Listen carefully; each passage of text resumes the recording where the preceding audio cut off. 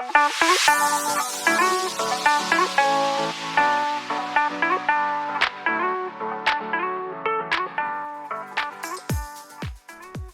everybody, welcome to Gdansk in Poland. My name's John. And I'm Lou of Independent Travel Reviews. We have a great guide for you to this picturesque city of Gdansk.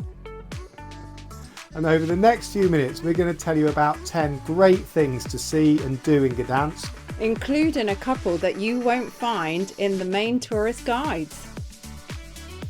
And then we'll give you some practical advice on things like getting around, currency and keeping in touch. And then at the end of the video we'll give you our honest opinion on what we thought of Gdansk. Gdansk is in northern Poland, 350 kilometres north of the capital Warsaw and 300 kilometres east of the German border. The tourist area of the town is very compact, and we managed to walk to all the attractions we cover in this video from our accommodation.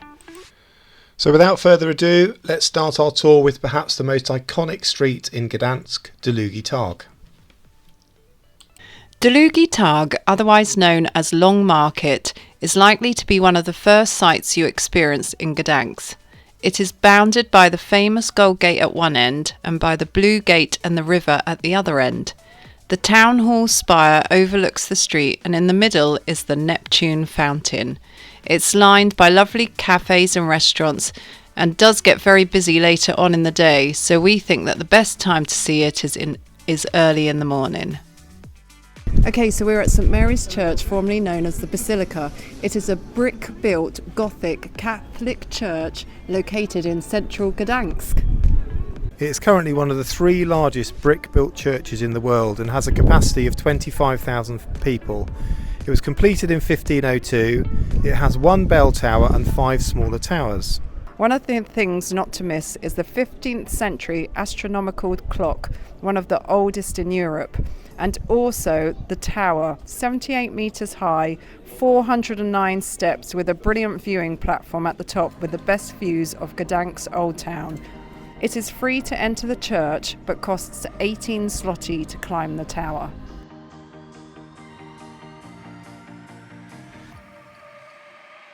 Gdansk is situated on the Motlawa River.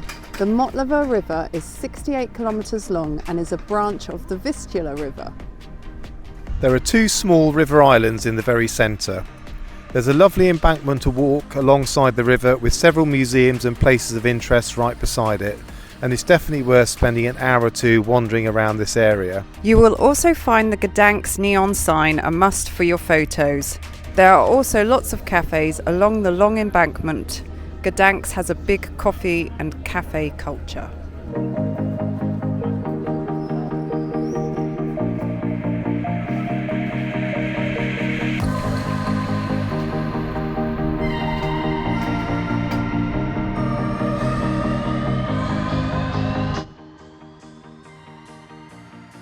So we've moved on to Mariacka Street now, which is a picturesque cobbled street lined with amber galleries and enticing cafes.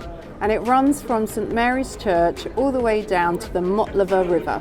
It is considered to be the most beautiful street in Gdansk by some. Mariacka was almost completely destroyed in World War II in March 1945 and has been carefully reconstructed, which took almost 20 years. The most notable relics on this street are the ornate gargoyle rain gutters, to which there are many.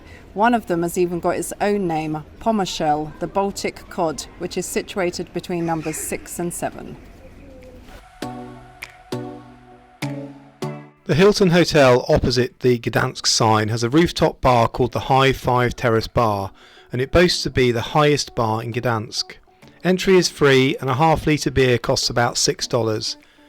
It's a great place to watch dusk turn into night with good views over the river and the city. Just be aware that the Wartka pedestrian bridge, which links the 2 sides of the river, lifts the ships to pass on a regular basis and can be unavailable for people to cross up to 30 minutes in every hour.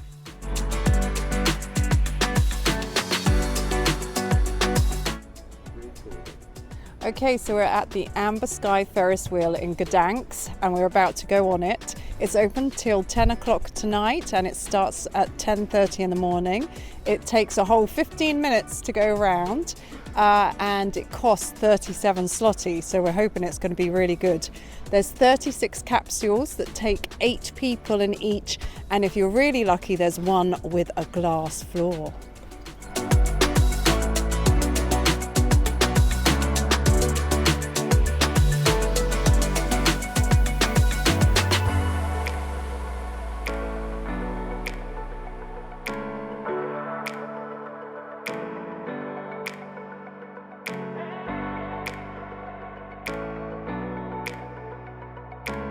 Okay, so we've just done the World War II Museum here in Gdansk. It's open 10 a.m. to 6 p.m. every day, apart from Mondays when it's closed. It costs 29 zloty to get in, and it's one of the main museums to visit whilst you're in Gdansk. So it is very interesting. It takes you through the war in a chronological order. It's from a Polish perspective, but it is really interesting. It's quite graphic. Some of the pictures and videos are quite graphic, so you need to prepare yourself for that. But I would definitely recommend it. Probably allow 2 to 3 hours at least. We were here on a Friday morning and it was really busy. I think in hindsight we probably would have been better to come in the afternoon. There were lots of school groups here and they were really well behaved, but it was busy, so maybe coming in the afternoon might be a better option. Also recommended in Gdansk is a cruise on a traditional Polish boat. The duration of the cruise is 70 minutes and you can enjoy the scenic old town. So to get the boat, it's a 15-minute walk from the World War II Museum and you have to come out to the port area. But there's a couple of cafes to waste time while you're waiting for your boat. They go at 10:30, 12:30, 2:30 and 4:30 every day. They're 12-seater boats and you get a guide and a blanket. The area around Fontanna Heweliusza is dedicated to a former mayor of Gdansk and astronomer Johannes Heweliusz, who was alive in the 1600s. It includes a small park, a fountain, an astronomical map, an amber museum, a charming canal bridge and a watermill. It's a bit off the beaten tourist track, but requires only a small detour on the way back from the World War II Museum to the Old Town. On a sunny day the area is charming and we think it's worthy of a few minutes of your time.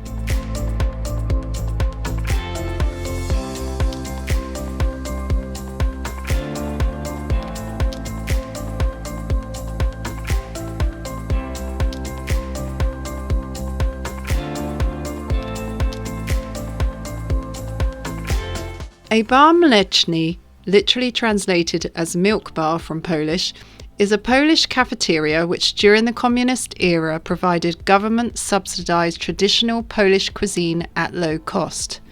The name comes from cheese cutlets, which were often sold when meat was rare.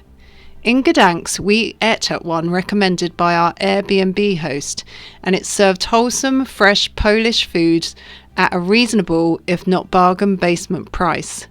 The one which we visited is about a 10-minute walk from the old town and definitely felt like a local's haunt. Okay, so we're going to move on now to some of the practicalities like where to stay, getting around, keeping in touch and the currency.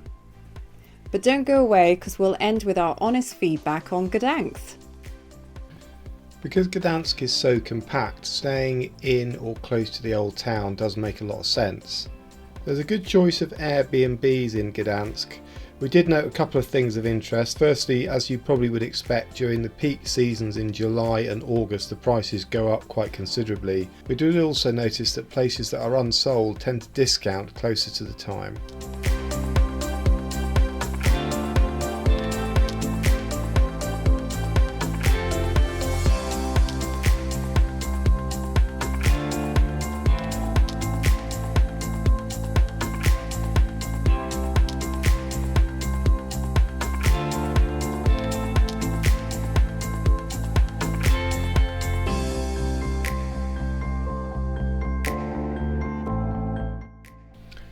The currency in Poland is the zloty and credit cards are widely accepted. When you do use a credit card or withdraw money from an ATM, You will often be offered the option to pay in your home currency rather than in local currency, the Polish zloty. This is known as direct currency conversion, and our advice is that this very rarely, if ever, offers good value for money, and our advice would be to pay in local currency.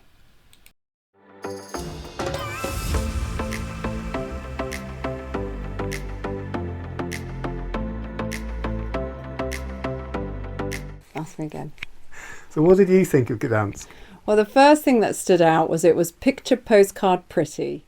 And secondly, whilst there are lots of museums, most of the things in Gdansk are outdoor activities, so it is quite weather dependent.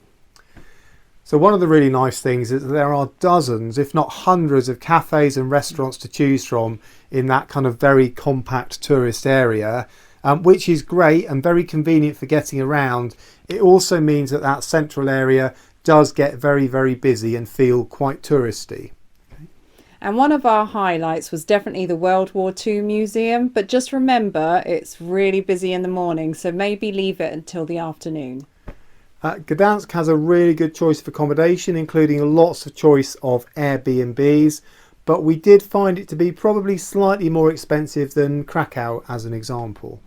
Now, we visited Gdansk as part of a 2-week tour of cities, including Krakow, Warsaw, Riga, Tallinn, Helsinki. And yes, while Gdansk does stand out for its attractiveness, is it fair to say that we both probably preferred Tallinn and Krakow? As in, there was more to do there. But I think a visit to Gdansk will definitely not leave you disappointed, and especially if you get good weather. That's it for this video. Thank you ever so much for watching. As ever with small channels like ours, we really appreciate it if you would be prepared to subscribe and like our video, and look out for our other videos about this trip for visits to cities like Krakow and Tallinn and Helsinki. Thanks very much. Bye bye.